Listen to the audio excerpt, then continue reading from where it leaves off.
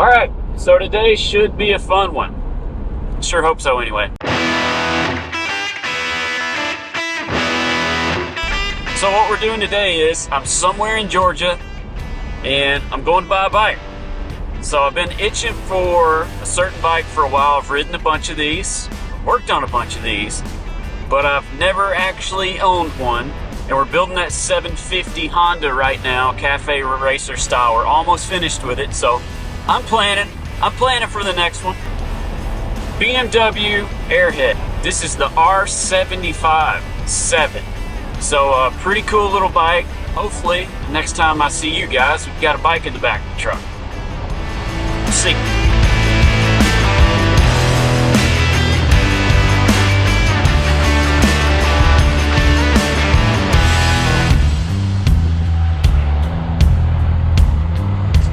Well, we got it, so looks really good. 750 AirHead. Just needs a clean up, you know, a little shave, a little haircut. Let's try to get it down there, get it out, go for a ride. All right, here she is, 1977 BMW R75 7, so 750cc. Man, bitchin' little bike. I really don't want to tear it down and do a full build and have this super overly nice bike that we can't ride. I'm trying not to go crazy here. The guy that I picked it up from gave me a super crazy deal on it. There was no way not to buy this thing. Even if this thing were in parts, I still would have bought it probably for the price that I bought it for. What's really cool about these BMWs, if you see a BMW bike on the road, you instantly know it's a BMW from this flat twin, man. These things are really cool. I think they started this flat twin design in 1923. They call them an Airhead. Went up to, I think, like 92. Still do a similar design today. Also called them a boxer twin. The reason they're called air cooled, kind of obvious. There's no radiator, there's no coolant going through this thing. It's all air cooled. So basically these things sticking out here in the wind, you know, it's dependent on it to be cool. But other than it being just kind of greasy and nasty, it's not really much wrong with this bike. So when I went and picked it up, his brother has like the largest motorcycle salvage place in Georgia or something. It's like 100,000 square feet, like 20,000 bikes.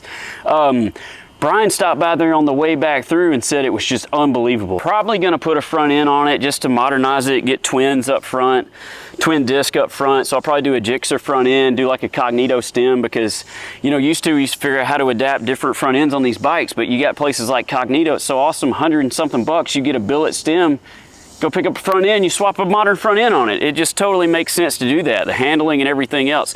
So I'm gonna build an exhaust for it. I think for now, I'm probably just gonna cut the baffles out of things so people can hear me coming. I don't like that quietness of a bike. He's got the horns mounted on it, but they're kind of in an odd spot. So typically on the show bikes, I wouldn't run a horn, but I'm gonna mount them back up here, kind of hidden where they would have been. Got an Odyssey battery on it already, that's awesome. Let's see what else we got. So some kind of funny things he did. He wanted that cafe kind of look. So he purchased this cowl seat, which is totally fine, but he did not re-hoop the frame section back here. So this is still the stock stuff where that big fat BMW seat would have sat. So what he did to kind of fill the void, check this fender out. Any guesses on what that is? If you look at it long enough, you'll figure it out, because he said, you know what that is? And I'm like, nah, looks really familiar. That's a CR250 dirt bike fender. So he basically just mounted that in there to fill the void, put a tail light on the back, got these big reflectors we'll get rid of, got some metal, I'll bend up a new place to mount that tag. I might keep the cowl, build a new rear frame section, maybe change the seat up. I'm not, like I said, I'm trying not to get crazy. I'm already getting crazy. But we'll relocate where those shocks mount, probably do some Fox shocks, get it a little bit lower to the ground. I was gonna get some CR carbs. I was gonna order them right when I picked the bike up, but these things are real finicky, these carburetors, and they're not fun to mess with. But as soon as I started the thing up, it idles great, it revs good. I mean, check this out, cold start, I've not touched it. Let's see what it does. Not choking it or anything. Look at that. It's so rare that you get one of these 70s bikes that the carbs on it like that work that good. Now obviously we go with a set of like CR carbs or something, we'll get a little bit better throttle response and all that. So I might swap them anyway, depending on how crazy I get. But for now, I think I'm gonna degrease this thing, get it all cleaned up, get the engine cleaned up. He built the front fender for it. It's got an oversized front tire on it. I ordered some vintage style tires like would have had on the 70s, which I think will look better. But hopefully I can contain myself and it'll stay like it is. 3,500 original miles on this bike. It's ridiculous. Now, I'm sure this dude, having a brother like he does with a salvage place, can go through and be like, oh, check out that BMW and just pull it home and kind of mess with it. But man, what a steal on this thing. And it rides so good. So let's see if we can get a camera mount of this thing. Let's go for a ride. It's hard to beat hopping on an old vintage bike.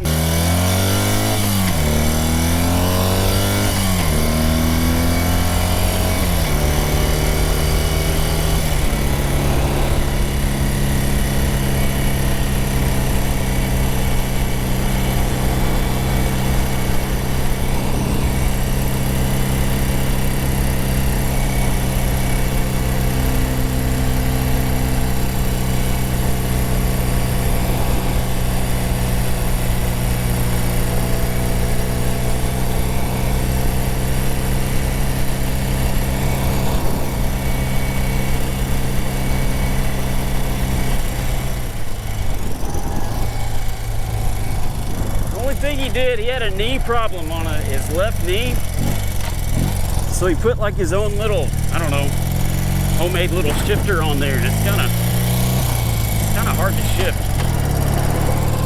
Luckily he gave me the other one. I'm gonna go back and swap that one back, see how it does.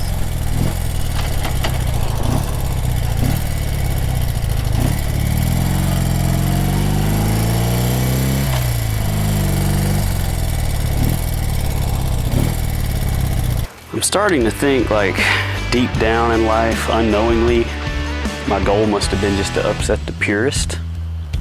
Really starting to think that's gotta be deep down somewhere.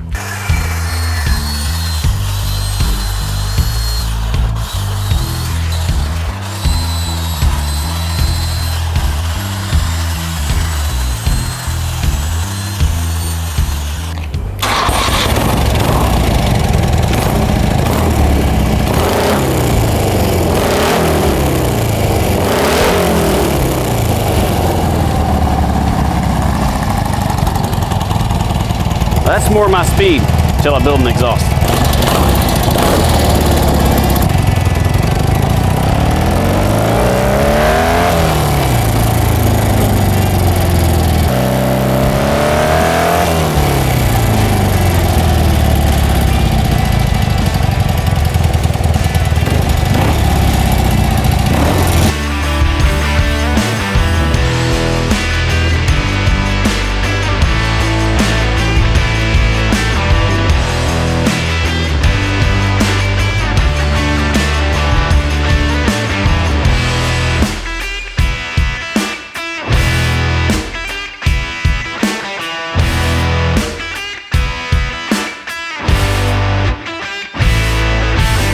So it's just about to end the video because I am going to get carried away. I have a problem.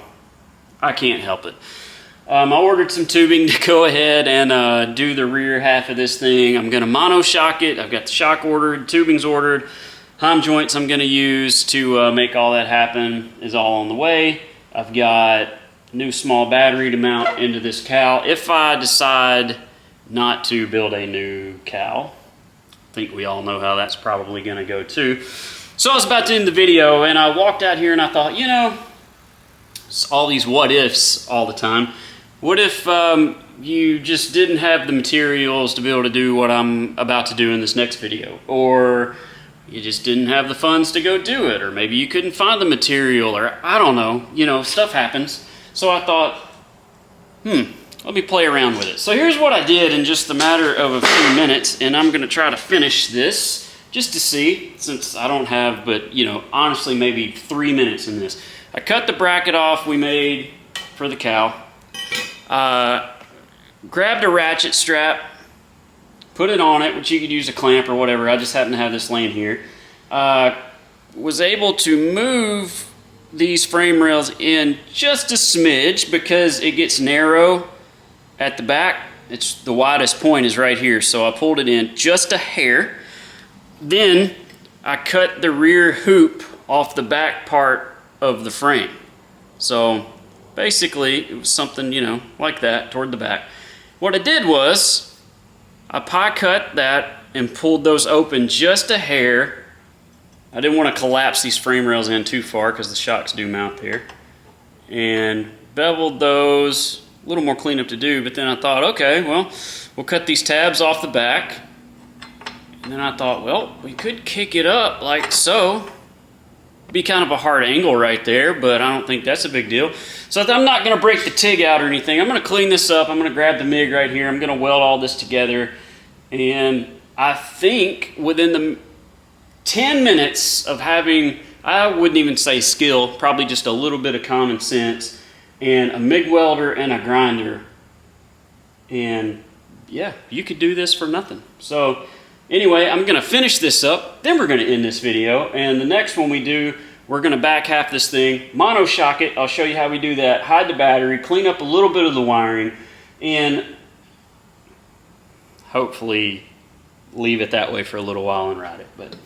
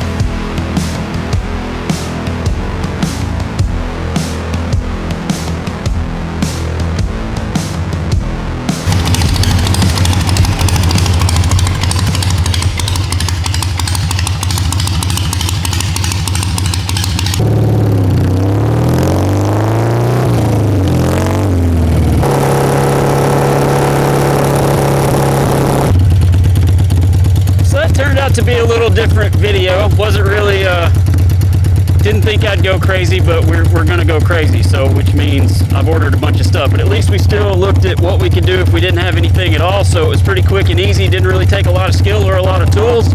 Looks a whole lot better. So at least we can ride till the other stuff gets here.